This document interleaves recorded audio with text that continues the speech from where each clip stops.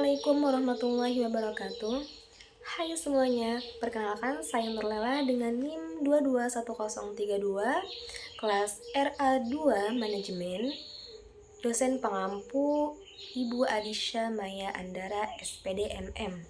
Baik, pertama-tama marilah kita panjatkan puja dan puji syukur kehadirat Allah Subhanahu wa taala yang mana atas karunia-Nya pada kesempatan kali ini saya akan menyampaikan materi tentang teori investasi asing atau FDI juga manajemen pemasaran dalam bisnis internasional, di mana video ini dibuat untuk memenuhi tugas pengantar bisnis internasional. FDI atau Foreign Direct Investment adalah investasi jangka panjang yang dilakukan oleh perusahaan asing di negara lain, baik dalam bentuk pembangunan pabrik, akuisisi perusahaan, atau pengembangan infrastruktur. FDI dibedakan menjadi dua, yaitu FDI vertikal yang berfokus pada efisiensi biaya produksi dengan memindahkan beberapa proses ke negara dengan biaya rendah, dan FDI horizontal yang bertujuan untuk memperluas pasar dengan memproduksi barang serupa di berbagai lokasi. Untuk pembahasan yang selanjutnya yaitu mengenai pengertian investasi, di mana investasi adalah mereka yang memiliki pendapatan yang dipergunakan bukan untuk tujuan konsumsi, melainkan investasi, di mana investasi dalam pengertian sehari-hari adalah menanamkan uang saat ini untuk mendapatkan manfaat di kemudian hari. Dengan kata lain, investasi adalah awal dari suatu kegiatan bisnis. Investasi terbagi menjadi dua bagian. Yang pertama, investasi yang terjadi karena suatu keharusan, dan yang kedua, investasi yang terjadi karena keinginan. Jenis dan karakteristik. Investasi langsung atau direct investment adalah investasi pada aset atau faktor produksi untuk melakukan usaha ataupun bisnis. Misalnya investasi perkebunan, perikanan, pabrik, toko, dan jenis usaha lainnya. Sedangkan yang kedua adalah investasi tidak langsung. Investasi pada aset finansial bukan pada aset atau faktor produksi. Contoh dari investasi tidak langsung ini adalah deposito, investasi pada surat berharga atau sekuritas, seperti saham dan obligasi, CP atau commercial paper, reksadana, dan sebagainya.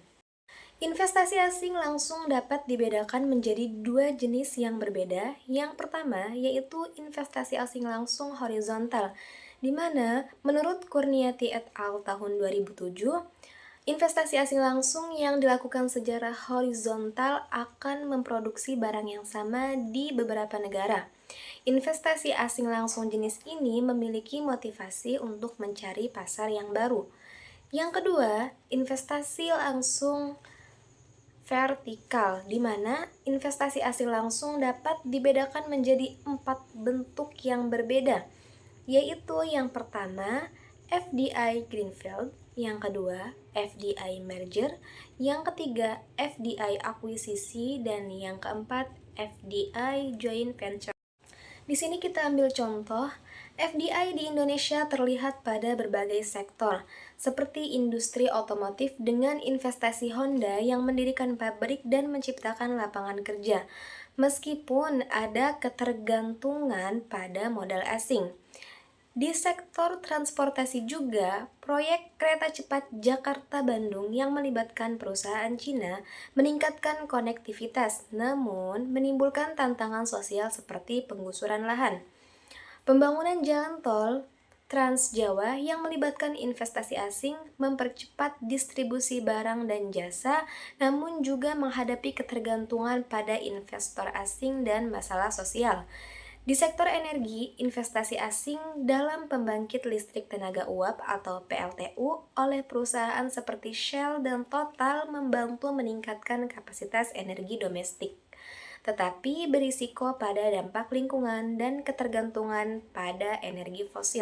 Dilanjut pembahasan yang kedua, materi kedua, di sini saya mengambil manajemen pemasaran dalam bisnis internasional, di mana pemasaran ataupun marketing adalah sebuah perencanaan dan pelaksanaan konsep pemberian harga, promosi, dan distribusi ide, barang, dan jasa yang dapat menciptakan pertukaran ataupun penjualan yang memuaskan tujuan individu dan organisasi.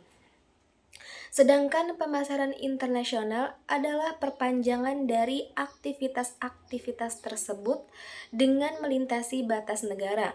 Agar sebuah perusahaan dapat melakukan pemasaran yang baik, maka diperlukan manajemen pemasaran internasional yang baik. Manajemen pemasaran internasional merupakan sebuah area fungsional yang terintegrasi antara manajemen sumber daya manusia, keuangan, akuntansi, dan manajemen operasional. Maksudnya, dalam hal ini keempat elemen tersebut saling mempengaruhi satu sama lain. Masuk ke dalam pasar global. Ada 2 poin. Poin yang pertama yaitu membahas tentang memutuskan untuk berekspansi ke luar negeri. Sebagian besar perusahaan lebih suka tetap beroperasi di dalam negeri. Jika pasar domestik mereka cukup besar, manajer tidak perlu mempelajari bahasa dan hukum negara lain. Berhubungan dengan gejolak mata uang, menghadapi ketidakpastian politik dan hukum, atau merancang kembali produk mereka untuk memenuhi kebutuhan dan ekspektasi pelanggan yang berbeda. Poin yang kedua membahas tentang memutuskan pasar mana yang akan dimasuki. Di sini ada pasar negara maju versus pasar negara berkembang.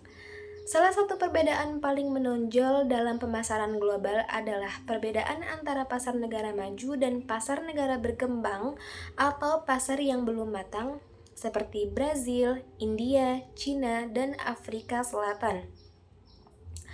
Kebutuhan dunia baru atau dunia berkembang belum terpenuhi mempresentasikan pasar yang potensial yang besar bagi makanan, pakaian, tempat berlindung, elektronik, konsumen, peralatan rumah tangga, dan banyak hal lainnya. Faktor-faktor yang mendorong terjadinya perdagangan antar negara, yang pertama yaitu keanekaragaman kondisi produksi. Yang kedua, penghematan biaya produksi atau spesialisasi. Yang ketiga, perbedaan selera. Konsep pemasaran global pula meliputi kebutuhan, keinginan dan permintaan, produk, nilai, biaya dan kepuasan, pertukaran, transaksi dan hubungan, pasar, serta pemasaran dan pemasar. Contohnya yaitu Apple, Samsung, dan Nike adalah contoh perusahaan global yang sukses dalam pemasaran internasional. Apple memasarkan produk premium dengan fokus pada inovasi dan desain, menyesuaikan produk dan kampanye sesuai kebutuhan lokal tanpa mengorbankan identitas merek global. Samsung menawarkan produk elektronik dan smartphone dengan fitur terbaru yang disesuaikan dengan preferensi pasar, serta menonjolkan kualitas dan teknologi dalam pemasaran mereka.